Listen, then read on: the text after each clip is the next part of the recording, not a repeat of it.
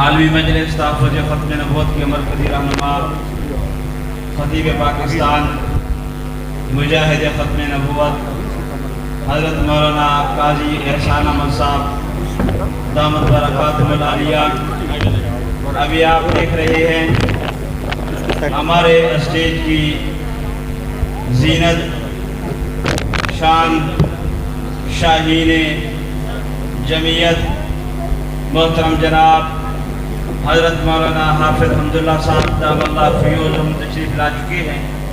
چند لمحوں بعد انشاءاللہ ان کا خطاب شروع ہوگا۔ میں مشکور ہوں محترم جناب صاحبزادہ حضرت مولانا حفیظ الرحمان فیض صاحب دامت برکاتہ العالیہ، عالمی مجلس تحفظ ختم نبوت میں برخاست کے امیر حضرت مولانا مفتی مسعود احمد صاحب دامت برکاتہ العالیہ، اسٹیج پر تشریف فرما تمامی علماء کرام میں برخاست کے نوا بشمول حضرت مولانا مفتی عرفان صاحب، اور خصوصی طور پر میں مشکور ہوں محترم جناب حافظ سعد الدین صاحب کوئٹہ سے بڑی محبتوں سے نوازا، اور انتہائی مشکور ہوں میں محترم جناب سابق سینیٹر شاہین جمعیت حضرت مولانا حافظ حمداللہ صاحب کہ انہوں نے اتنا لمبا سفر کر کے تشریف لائے، میں ان کی محبتوں کا شکر گزار ہوں۔ دل چاہتا ہے کہ آنکھوں کی پلکوں سے میں ان کو خوش آمدید کہوں یا دل کی دھڑکنوں سے۔ بہرکیف میں اتنا کہتا ہوں کہ صحن چمن کو اپنی بہاروں پہ ناز تھا، آپ آئے تو ساری بہاروں پہ چھا گئے۔ نعرہ تکبیر! تاج و تخت ختم نبوت، تاج و تخت ختم نبوت۔ حافظ صاحب تشریف لاتے ہیں۔ ہمارے سندھ کی ثقافت ہے کہ باہر کے مہمانوں کو اجرک پیش کرتے ہیں۔ محترم جناب مولانا عنایت اللہ صاحب ان کو راہ حق پارٹی کی طرف سے اجرک پیش کریں گے، ان کے بعد حضرت کا بیان ہوگا۔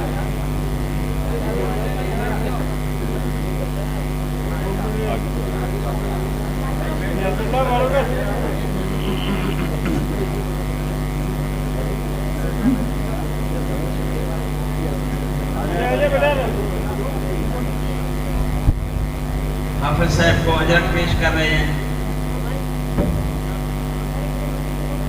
حافظ سعد الدین صاحب، تشریف لائیں۔ محترم جناب حضرت قاضی صاحب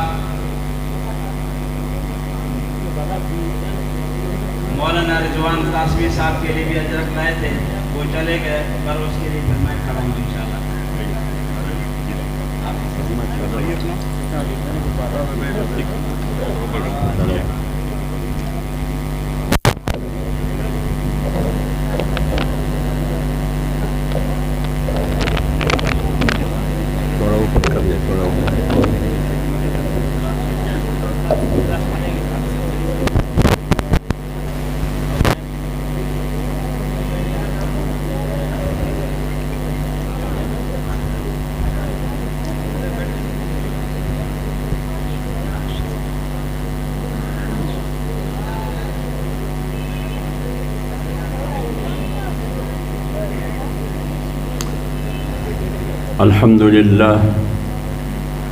الحمد لله نحمده ونستعينه ونستغفره ونؤمن به ونتوكل عليه ونعوذ بالله من شرور أنفسنا ومن سيئات أعمالنا، من يهده الله فلا مضل له ومن يضلله فلا هادي له،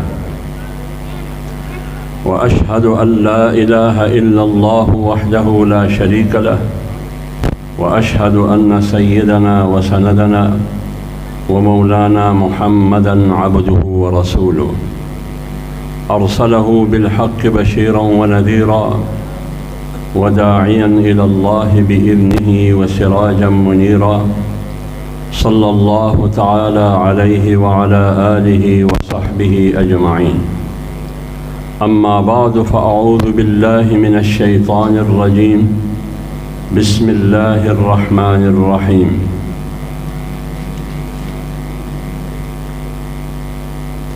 يا أيها الذين آمنوا من يرتد منكم عن دينه فسوف يأتي الله بقوم يحبهم ويحبونه أذلة على المؤمنين أعزة على الكافرين يجاهدون في سبيل الله لا يخافون لومة لائم ذلك فضل الله يؤتيه من يشاء والله واسع عليم صدق الله العظيم.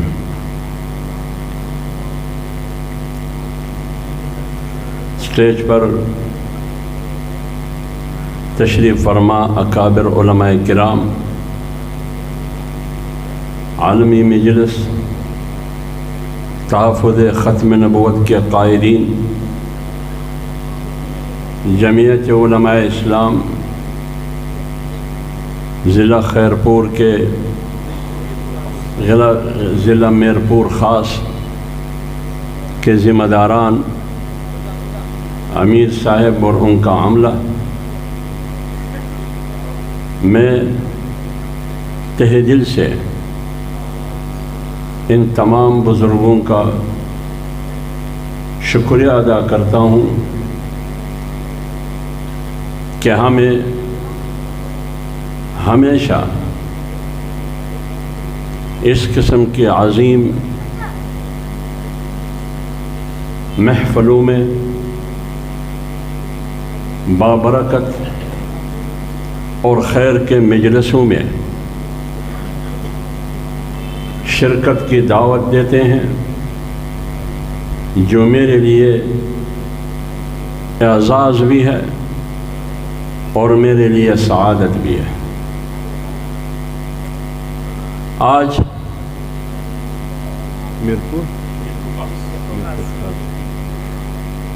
آج میرپور خاص کے مرکزی جامع مسجد میں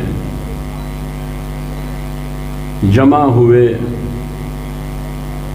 میرے عزیز بھائی اور دوستوں، مجھ سے پہلے علماء کرام نے ختم نبوت کے موضوع پر ہر ایک نے اپنے دانست اور علم کے مطابق بات کی۔ اللہ تعالی ہم سب کو اس پر عمل کرنے کی توفیق عطا فرمائے۔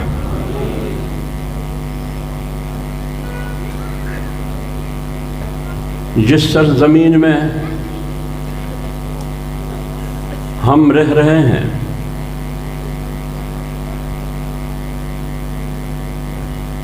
اس سرزمین کا نام اسلامی جمہوریہ پاکستان ہے۔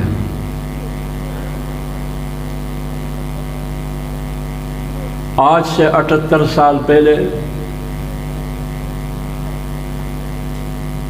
ہمارے پیدائش بھی نہیں ہوئی تھی، تاریخ کی کتابوں میں ہم پڑھتے ہیں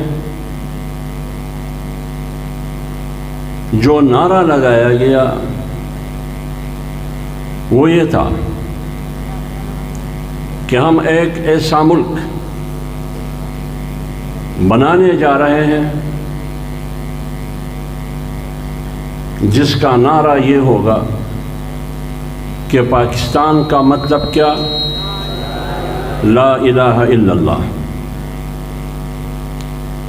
لیکن 78 سال میں 14 اگست سن 1947 سے لے کر آج تک جو مذاق لا الہ الا اللہ کا اڑایا گیا ہے وہ کسی بھی نعرے کا اتنا مذاق نہیں اڑایا گیا۔ آج پوری دنیا میں ہمارے لیے نہیں، نہ ہماری ذہنیت کے مطابق، بلکہ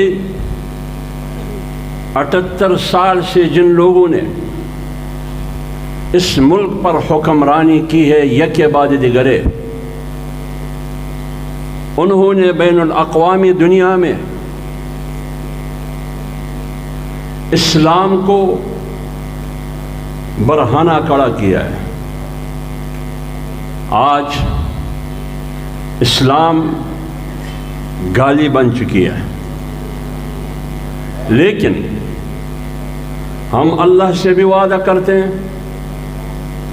اور آپ کو گواہ بناتے ہیں کہ ہم ایک اسلامی فلاحی پاکستان کے لیے اس وقت تک لڑیں گے، اس وقت تک لڑیں گے جب ہماری جان میں سانس ہو۔ حکمران طبقہ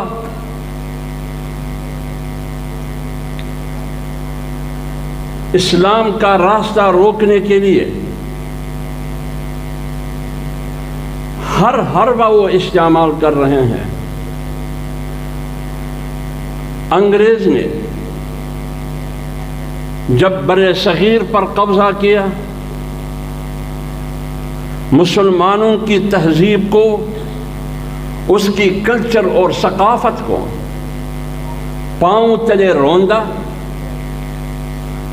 صرف دلی میں 1000 کے قریب مدارس قوم پر بند کیے گئے، ہزاروں علماء شہید کیے گئے، ہزاروں علماء کو سمندر برد کیا گیا۔ دلی سے لے کر خیبر تک ہر درخت پر ایک مولوی لٹکا ہوا تھا۔ 2 طبقے تھے، ایک وہ طبقہ جو رجیم کے خلاف میدان جنگ میں لڑ رہا تھا، اس طبقے کی قیادت، ان جان نثاروں کی قیادت، ان مجاہدین کی قیادت یا تو مولانا قاسم نانوتوی کر رہے تھے یا شیخ الہند محمود الحسن رحمۃ اللہ علیہ کر رہے تھے۔ لیکن اس کے ساتھ ساتھ اس سفر میں ایک طبقہ اور بھی تھا جو انگریز کے لیے جاسوسی کیا کرتے تھے، انگریز کے لیے مخبری کیا کرتے تھے، انگریز کے گھوڑے صاف کیا کرتے تھے، ان کی بوٹ پالش کیا کرتے تھے۔ وہ انگریز کی طاقت کے سامنے سرنگون تھے۔ ایک یہ طبقہ تھا، لیکن اس وقت بھی جس طبقے نے، جس کی قیادت علماء کرام کر رہے تھے، انگریز کے خلاف مزاحمت کی، انگریز کی تسلط کے خلاف جنگ لڑی، اس وقت کی انگریز نے اس کو غدار کہا۔ ہم جنگ لڑ رہے ہیں وطن کی آزادی کے لیے، ہمارے اکابرین جنگ لڑ رہے تھے وطن کی آزادی کے لیے، ایک جارح، غاصب اور قابض قوت کے خلاف۔ ہمارے اکابرین جنگ لڑ رہے تھے حریت اور آزادی کی، غلامی کے خلاف وہ محاذ پر کھڑے تھے۔ لیکن وڈیروں، جاگیرداروں، سرمایہ داروں، نوابوں، خوانین کی صورت میں علماء کے خلاف انگریز کی غلامی کے لیے انگریز کی کندھے سے کندھا ملا کر علماء کو قتل کیا کرتے تھے اور ان کی جاسوسی کرتے تھے۔ انہی جاسوسوں اور مخبروں کو زمین اور سر زمین اور خطے اور انگریز کا وفادار کہا جاتا تھا، اور ہمیں غدار کہا جاتا تھا۔ آج بھی تسلسل ہے اسی نظریے کا، اسی ذہنیت کا۔ 78 سال سے آج بھی ہمارے ساتھ اور قوم کے ساتھ وہی کچھ ہو رہا ہے جو آزادی سے پہلے ہوتا رہا۔ آج بھی اگر آپ بین الاقوامی قوت کے خلاف آواز اٹھاتے ہیں، ان کے خلاف مزاحمت کرنے کا فیصلہ کرتے ہیں، اور اس خطے میں جو انگریز اور امریکہ کی ٹاؤٹ اور پٹھو ہے اس کے خلاف آواز اٹھاتے ہیں، تو آپ کو غدار کہا جاتا ہے، آپ کو انتہا پسند کہا جاتا ہے، آپ کو شدت پسند کہا جاتا ہے، آپ کو دہشت گرد کہا جاتا ہے۔ اور کل کا مخبر جو انگریز کے لیے مخبری کیا کرتے تھے، ان کے گھوڑے دھوتے تھے، ان کے بوٹ پالش کیا کرتے تھے، وہ کل کا مخبر 78 سال سے رہبر بن چکا ہے اور رہبری کر رہا ہے۔ حکومت ہم پر کر رہے ہیں، 25 کروڑ عوام پر حکومت کر رہے ہیں یہ طبقہ، لیکن غلامی اسی انگریز کا کر رہا ہے۔ ہم سے ٹیکس کی صورت میں غنڈہ ٹیکس لیتا ہے، اپنے عیاشیوں کے لیے، اپنے شاہ خرچیوں کے لیے،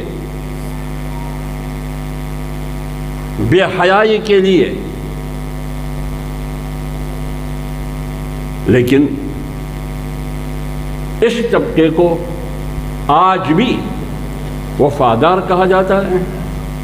ہم جیسے لوگوں کو غدار اور وطن دشمن کہا جاتا ہے، اور ان مخبروں کو جو کل انگریز کا مخبری کیا کرتے تھے، آج انگریز کی غلامی کر رہے ہیں امریکہ کی، اس کو وطن دوست اور محب وطن کہا جاتا ہے۔ آپ اپنے ضد پر کڑے، حکمران طبقہ انانیت پر، اپنے سوچ اور ذہنیت پر حکمران طبقہ کڑا ہے، لیکن آج جامعہ مسجد مدنی اس اجتماع کی توسط سے ہم ان کو یہ پیغام دیتے ہیں، جب آپ امریکہ اور انگریز کی غلامی میں شرم محسوس نہیں کرتے تو ہم اللہ اور پیغمبر کی پیروکاری میں شرم محسوس نہیں کرتے۔ ہماری اور آپ کی لڑائی جاری ہے، نہ ہم پیچھے ہٹیں گے۔ کیوں؟ رسول اللہ صلی اللہ علیہ وسلم بین الاقوامی طاقت کے مقابلے میں جو اس زمانے کا قیصر اور کسریٰ تھے، پیچھے نہیں ہٹا۔ ان کی دہشت اور ان کی خوف سے، ان کی دولت اور ان کی طاقت اور ان کی حکومت سے مرعوب ہو کر ایک بارش بھی پیچھے نہیں ہٹا اپنے بیانیے اور اپنے ورژن سے۔ اور ملک کی اسٹیبلشمنٹ جو ابو جہل، ابو لہب اور ولید بن مغیرہ کی صورت میں تھی، اس کے مقابلے میں بھی رسول اللہ صلی اللہ علیہ وسلم ڈٹ کے کھڑا تھا۔ تو لہٰذا میں قیصر کی اولاد میں سے نہیں ہوں، میں کسریٰ کی اولاد میں سے نہیں ہوں، میں رسول اللہ صلی اللہ علیہ وسلم کی اولاد میں سے ہوں۔ انہوں نے سینہ تان کے بین الاقوامی اسٹیبلشمنٹ اور ملکی اسٹیبلشمنٹ کے خلاف جنگ لڑی۔ ہم آج بھی عالمی اسٹیبلشمنٹ اور ملکی اسٹیبلشمنٹ کے خلاف اس اسلام اور قرآن کے نفاذ کے لیے لڑیں گے۔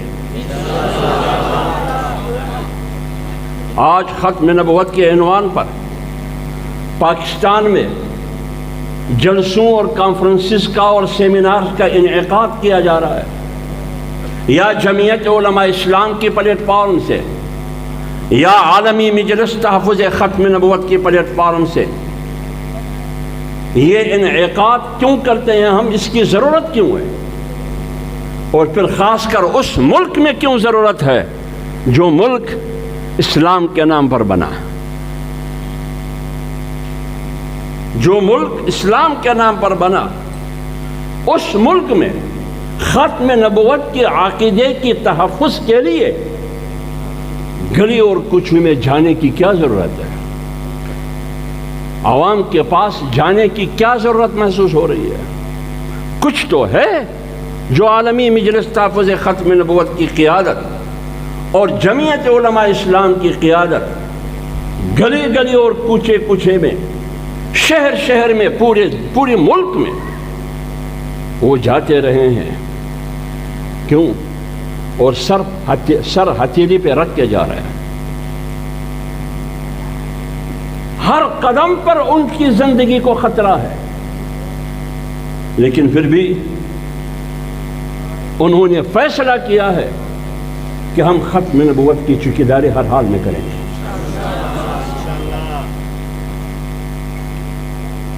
حکمران کو شرم نہیں آتا؟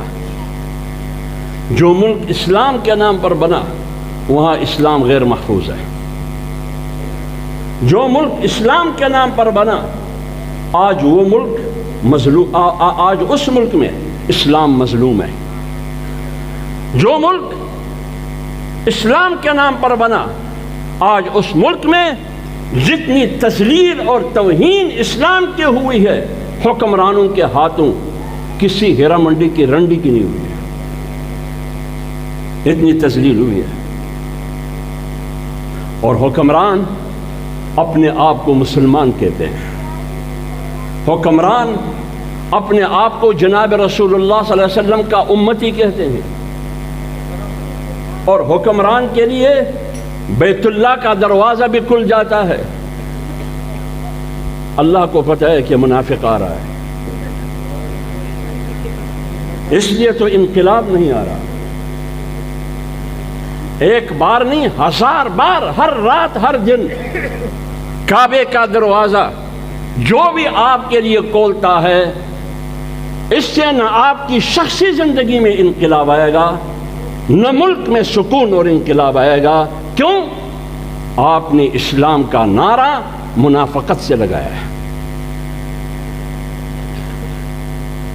آپ کے ہاتھوں اسلام ذلیل اور رسوا ہوا ہے، آپ کے ہاتھوں اسلامی تہذیب ملیامیٹ ہو چکا ہے۔ آپ کی حکمرانی اور طرز حکمرانی کی وجہ سے شاعر اسلام کی توہین ہو رہی ہے۔ کیوں؟ کیا یہ ملک اسلام کے نام پر بنایا گیا، وجود میں آیا لوگوں کو دھوکہ دینے کے لیے، لوگوں کو ورغلانے کے لیے، لوگوں کو بے وقوف بنانے کے لیے؟ لیکن لاکھوں لوگوں نے جو قربانی دی، لاکھوں خواتین آج بھی لاپتہ ہے، بچے یتیم ہو گئے،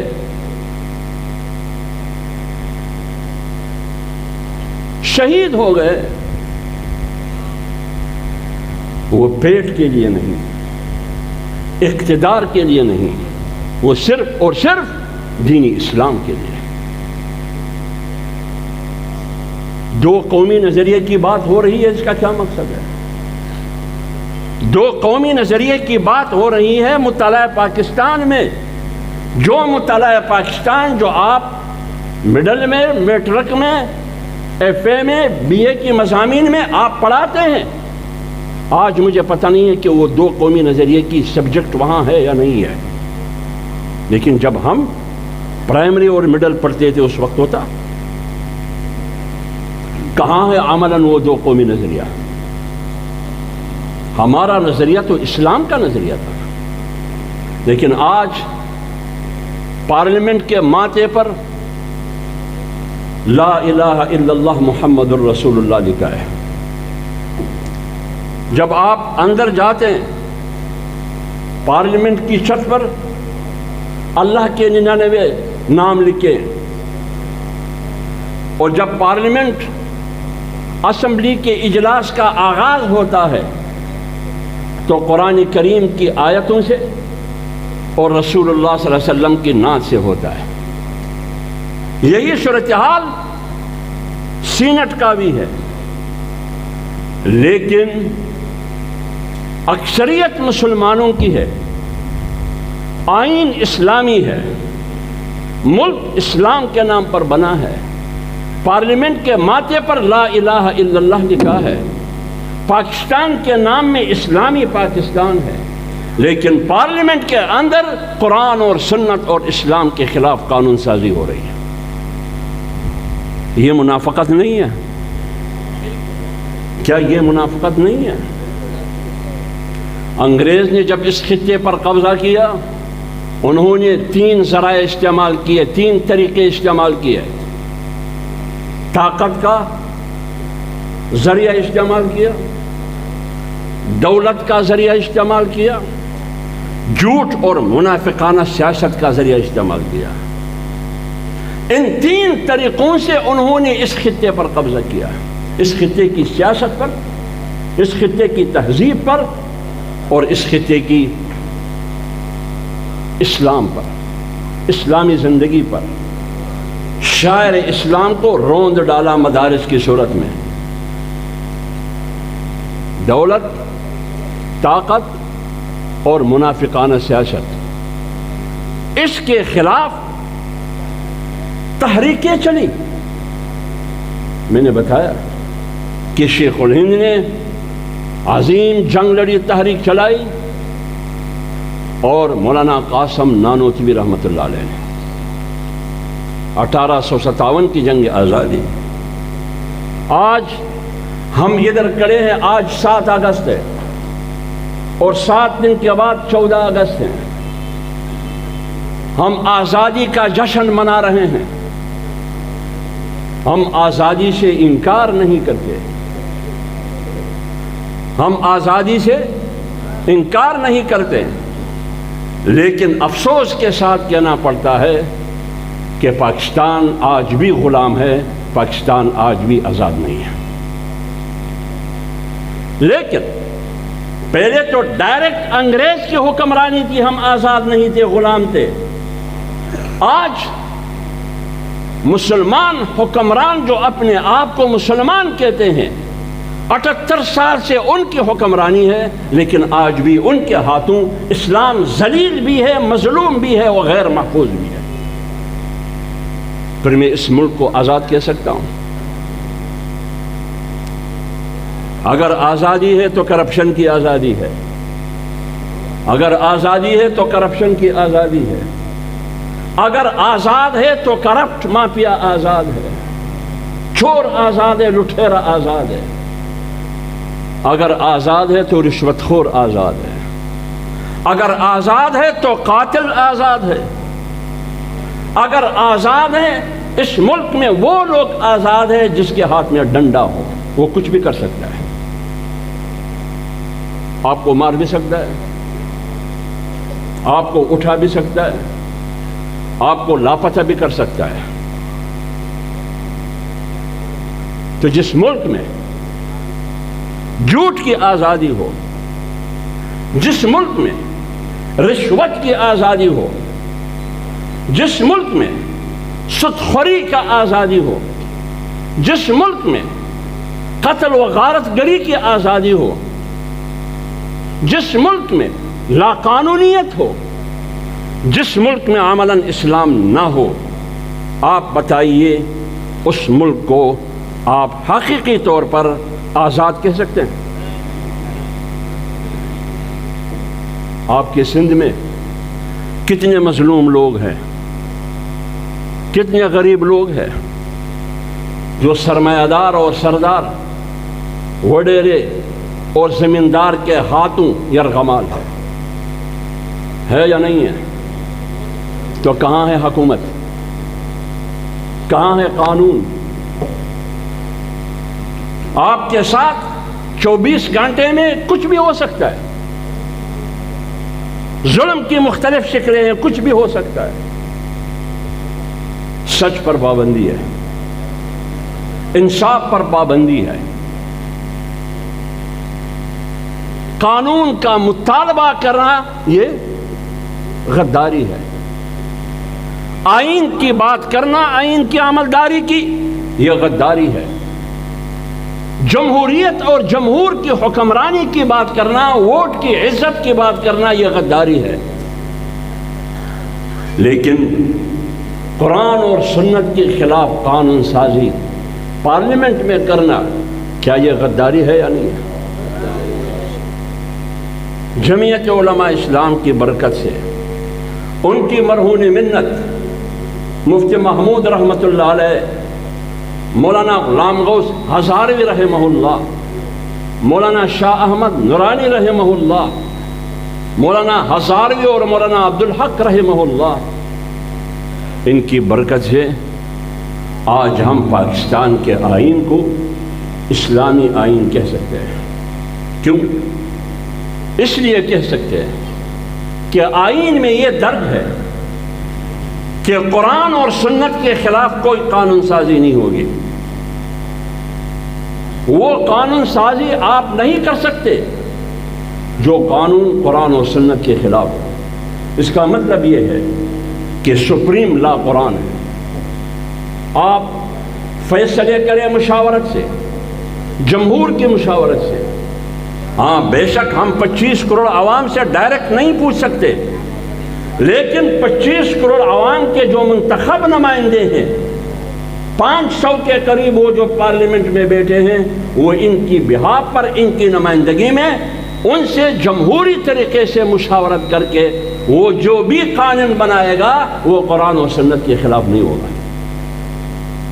اس کا مطلب یہ ہوا کہ پاکستان میں جمہوریت مشاورت کی تابع ہے، اور مشاورت فیصلوں میں قرآن اور سنت کی تابع ہے، اور آئین میں یہ درج ہے کہ تم قرآن اور سنت کے خلاف کوئی قانون سازی نہیں کر سکتے۔ تو قرآن سپریم لا ہوا یا نہیں ہوا؟ یہ جمعیت علماء اسلام کی مرہونی منت ہے۔ لیکن اسی پارلیمنٹ میں قرآن اور سنت کے خلاف قانون سازی ہو رہی ہے۔ آج اسی آئین میں یہ گارنٹی اور یہ ضمانت دی گئی ہے کہ جو شخص یا جو گروپ یا جو طبقہ یا جو پارٹی یا جو جماعت ختم نبوت کے عقیدے کا منکر ہو، وہ اسلام سے خارج ہے۔ یہ فیصلہ میرا نہیں ہے، یہ فیصلہ مولانا اللہ وسایہ کا نہیں ہے، یہ فیصلہ چند مولویوں کا نہیں ہے، یہ چند میرپور خاص کے چند خطبہ اور ائمہ کا نہیں ہے، بلکہ یہ اس پارلیمنٹ کا فیصلہ ہے جس پارلیمنٹ نے آپ کو سن 73 کا آئین دیا ہے۔ آپ پارلیمنٹ کی فیصلے کو کیوں نہیں مانتے؟ اگر ایک طرف قائدیانی ختم نبوت کے عقیدے سے انکار کر رہا ہے ببانگ دہل علی الاعلان، اور حکمران اس کے کندھے سے کندھا ملا کے اس کو تحفظ اور پروٹیکشن دے رہا ہے، پھر آپ اور قائدیانی میں کوئی فرق ہے؟ آپ تو سہولت کار بنے، آپ سیول بیوروکریسی کی شکل میں ہو، آپ ملیٹری بیوروکریسی کی شکل میں ہو، آپ وزیر اعظم ہو یا وزیر اعلیٰ ہو، آپ صوبائی اسمبلی کا ممبر ہو یا سینٹ کا یا قومی اسمبلی کا، اگر تم قادیانی کو تحفظ دیں گے تو آپ اور قادیانی کا کوئی فرق نہیں ہے۔ یا ایھا الذین آمنوا لا تتخذوا اليہود والنصارى اولیاء بعضهم اولیاء بعض ومن يتولهم منکم فإنه منهم۔ یہود سے یاری نہ کرنا، کیوں؟ اس لیے کہ وہ دین کا دشمن ہے۔ نصارہ سے یاری کرنے کی ممانعت ہے، قرآن نے ممانعت کا فیصلہ کیا ہے، کیوں؟ وہ دین کا دشمن ہے، وہ پیغمبر کا دشمن ہے۔ تو کیا قیدانی دین کا دشمن نہیں ہے؟ ہاں؟ اور دین کا دشمن ہمارا، اور دشمن کا دوست بھی ہمارا دشمن ہے۔ دین کا دشمن ہمارا دشمن ہے، اور دشمن کا دوست ہمارا دشمن ہے، اور دشمن کا دشمن ہمارا دوست ہے۔ یہ فیصلہ میرا نہیں ہے۔ وَمَن يَتَوَلَّهُم مِّنكُمْ فَإِنَّهُ مِنْهُمْ، یہ رب کا فیصلہ ہے۔ تو جب آئین میں ختم نبوت کے عقیدے کی تحفظ کی گارنٹی اور ضمانت دی گئی ہے، پھر آپ میں اتنی جرأت کیسی پیدا ہوئی کہ تم نے ختم نبوت کے قانون کو اکاڑ دیا؟ آپ نے ختم نبوت کے حلف نامے میں تبدیلی کر کے اس کو اقرار نامے میں تبدیل کیا۔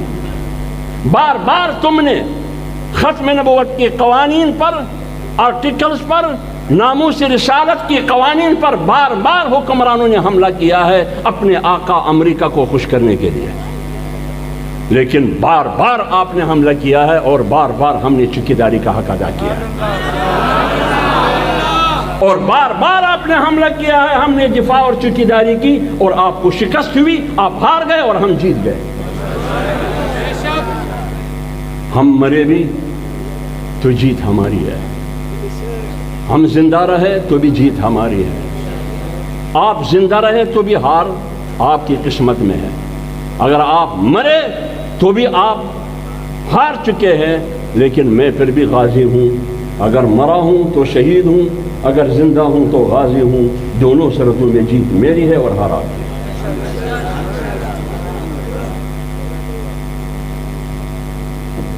پاکستان ہمارے لیے ریڈ لائن ہے، یہ ہمارا ایمان ہے، وطن سے محبت، سرزمین سے محبت، یہ ایمان کا حصہ ہے۔ آئیے اسی لفظ پر مناظرہ کریں گے۔ 78 سال سے جن لوگوں نے پاکستان پر حکمرانی کی ہے، آئیے مناظرہ کریں گے۔ کسی مولوی کی ضرورت نہیں ہے، مولانا صاحب کی ضرورت نہیں ہے، اس مناظرے کے لیے میں تیار ہوں۔ اس بات پر مناظرہ کریں گے کہ وطن کا دشمن کون ہے اور وطن کا دوست کون ہے۔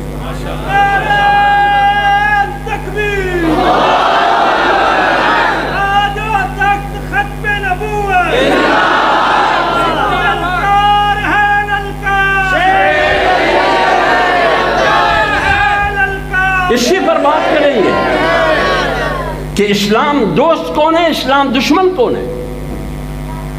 قرآن کو سامنے نہیں رکھیں گے، 73 کی آئین کو سامنے رکھیں گے۔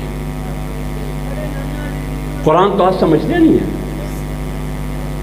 قرآن تو آپ سمجھتے نہیں ہے، پھر آپ کہیں گے کہ مولوی اپنے مقصد کا ترجمہ کر رہا ہے، اپنے مقصد کا ترجمہ کر رہا ہے، لیکن 73 کی آئین میں وہ آئین جو انگریزی زبان میں ہے، تم اردو کے بجائے انگریزی میں ماہر ہے، اسی آئین کو سامنے رکھتے ہوئے بات کریں گے۔ اگر میں نے آپ کو کٹہرے میں کھڑا نہیں کیا تو پھر میں واقعی وطن دشمن ہوں۔ آئیے بات کریں، بات نہیں کریں گے، کیوں؟ شکست خوردہ ہے، شکست کھا چکے ہیں۔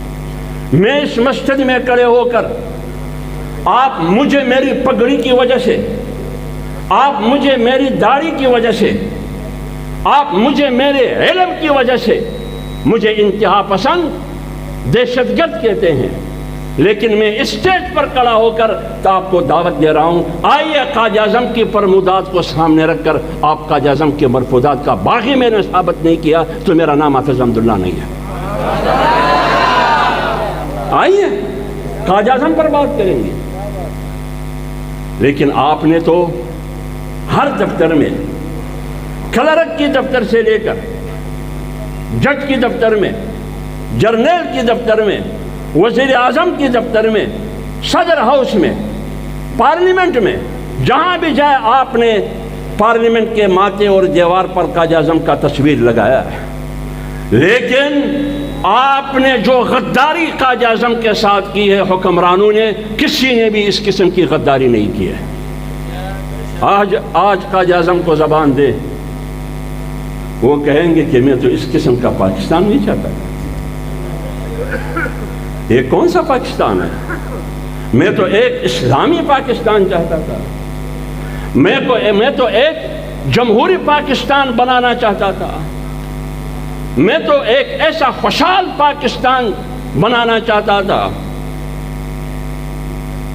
جس میں سکون، اطمینان، خوشحالی، آزادی اور ترقی ہو، انصاف ہو۔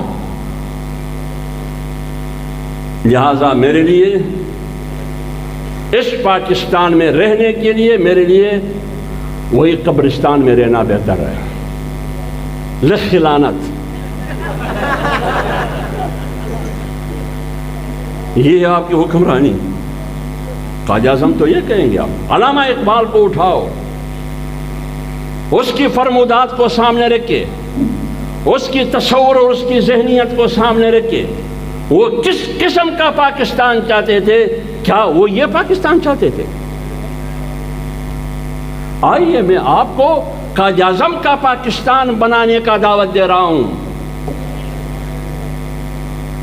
بیت اللہ مسعود کا پاکستان نہیں، نہ ولی مسعود کا پاکستان،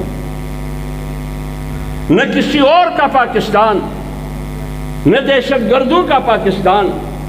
آئیے قائد اعظم کا پاکستان بنائیں گے۔ آپ سینے پر ہاتھ رکھ کے، جو کعبے کا دروازہ آپ کے لیے کھولا ہے، اسی کعبے میں کھڑے ہو کر حلفاً آپ کہے کہ یہ پاکستان قائد اعظم کا پاکستان ہے۔ لیکن یہ اتنے بے شرم ہیں، یہ پھر بھی جھوٹ بولتے ہیں۔ یہ اتنے بے شرم اور بے حیا ہے، یہ پھر بھی خدا کے سامنے بیت اللہ کے اندر کھڑے ہو کر پھر بھی جھوٹ بولتے ہیں۔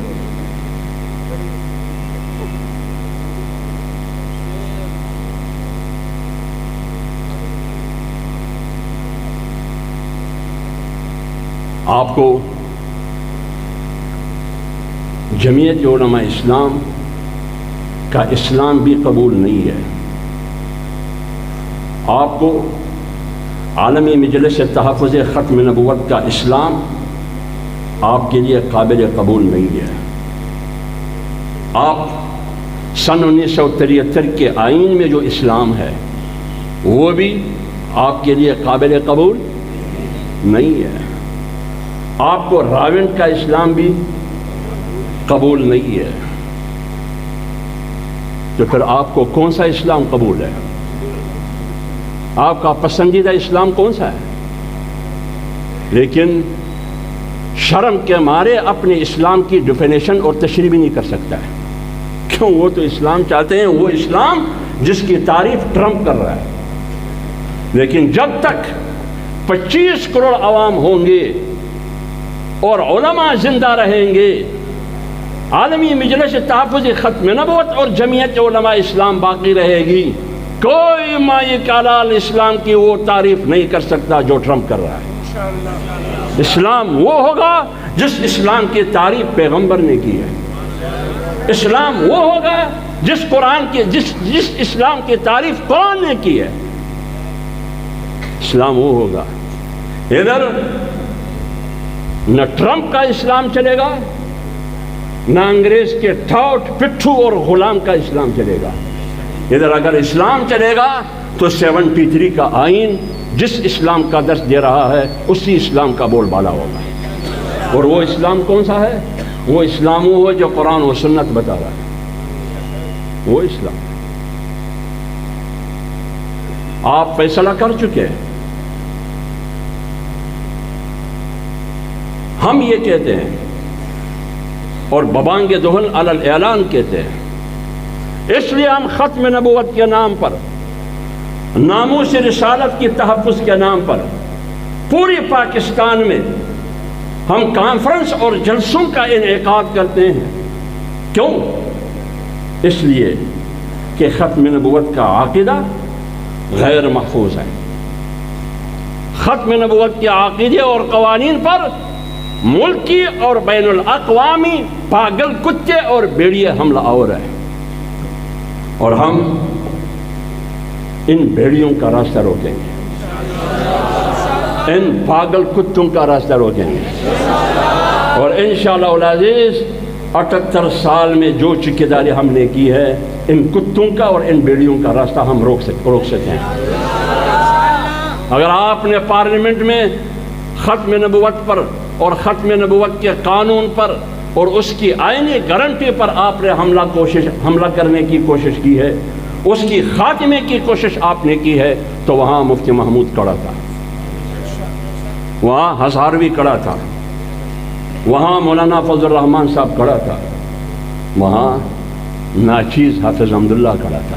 نعرہ تکبیر، تاجدار ختم نبوت، شاہین جمعیت، مجاہد ختم نبوت، نعرہ تکبیر۔ اگر آپ نے سپریم کورٹ کا فورم استعمال کیا، چور دروازے سے آنے کی کوشش کی،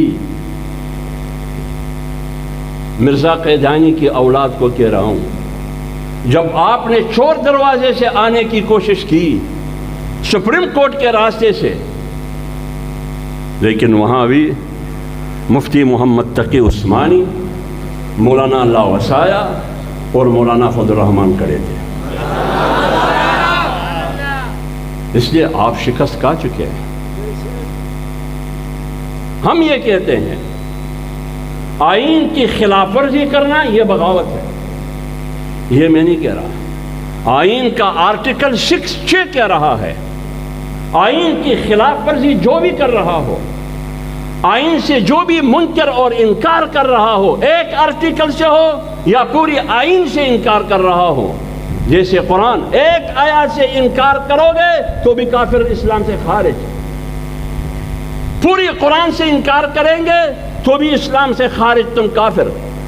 114 سورتوں میں سے ایک مختصر سی سورت الاخلاص قل هو اللہ احد سے انکار کرو گے، 113 پر ایمان رکھو گے، پھر بھی تم اسلام سے خارج ہو۔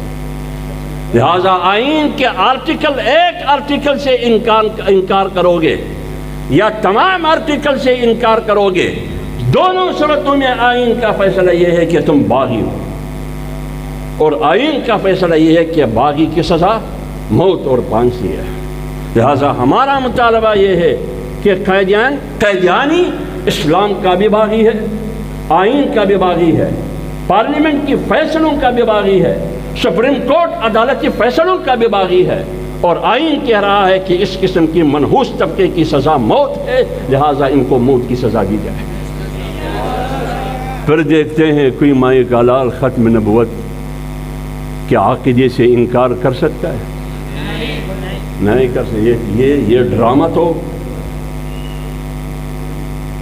مرزا غلام قیدانی کے زرخرید غلاموں اور ان کی گماشتوں نے یہ ڈرامہ افغانستان میں بھی دیا، جب وہاں افغانستان میں امیر حبیب اللہ کی حکومت تھی، اور جب امیر حبیب اللہ کو پتہ چلا کہ کچھ گماشتے آئے ہیں، کچھ چیلے آئے ہیں اور بات کر رہے ہیں نبی کی، نبی تو جناب رسول اللہ صلی اللہ علیہ وسلم پر نبوت کا دروازہ بند ہو چکا ہے، یہ کون سا طبقہ ہے؟ ذرا بلاؤ ایوان صدر، ان کو بلایا، مبلغین کو، مرزا غلام کے مبلغین کو بلایا، بہت خوش ہوئے کہ اب مناظرہ سجے گی، میدان سجے گی، دلائل ہوں گے ایک دوسرے کی طرف سے، ہم جیتیں گے۔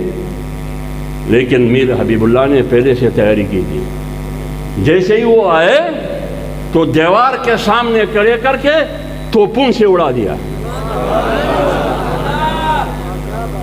جب آپ قانون پہ عمل کریں گے، آج وہی افغانستان 45 سال سے ایک جنگ زدہ پاکستان میں کسی نے آواز اٹھائی ہے کہ میں پیغمبر کو نہیں مانتا، آخری نبی نہیں مانتا، میں مرزا غلام کو نبی مانتا ہوں؟ کیوں؟ وہ جنگ زدہ افغانستان میں کسی کو یہ جرأت نہیں ہے کہ وہ ختم نبوت کے عقیدے سے انکار کرے، لیکن اسلامی جمہوری پاکستان میں ہر گلی میں نبی پھر رہا ہے۔ پاگل ہو چکے، حکمران بھی پاگل ہے، یہ بھی پاگل ہے۔ انشاءاللہ العزیز ہم ختم نبوت کی عقیدے کی تحفظ کریں گے، لیکن آپ صرف مولوی کا انتظار نہ کریں، کیونکہ آپ بھی مسلمان ہیں، آپ کا عقیدہ اور قوم کا عقیدہ بھی یہ ہے کہ جناب رسول اللہ صلی اللہ علیہ وسلم آخری نبی ہے، قیامت تک کوئی اور نبی نہیں آ سکے گا۔ تو جب اس قسم کا حملہ ہوگا ختم نبوت کے عقیدے پر، لہذا مولوی کی کندھے سے کندھا ملا کر کسی سے بھی مشورہ نہیں کرنا، اپنے ماں باپ سے بھی مشورہ نہیں کرنا، آپ نے نکلنا ہوگا۔ آپ نے یہ طے کرنا ہے کہ ہم نے ختم نبوت کی عقیدے کی، ناموس رسالت کی، قوانین کی ہر حال میں تحفظ، دفاع اور چوکیداری کریں گے انشاءاللہ العزیز۔ وما علینا الا البلاغ۔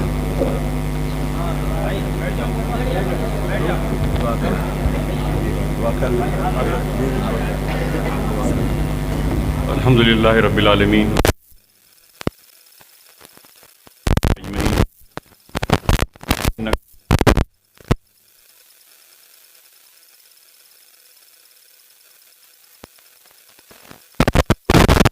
تمام بھائیوں سے گزارش ہے کہ حضرت صاحب کا بہت لمبا سفر ہوا ہے، اس لیے کوئی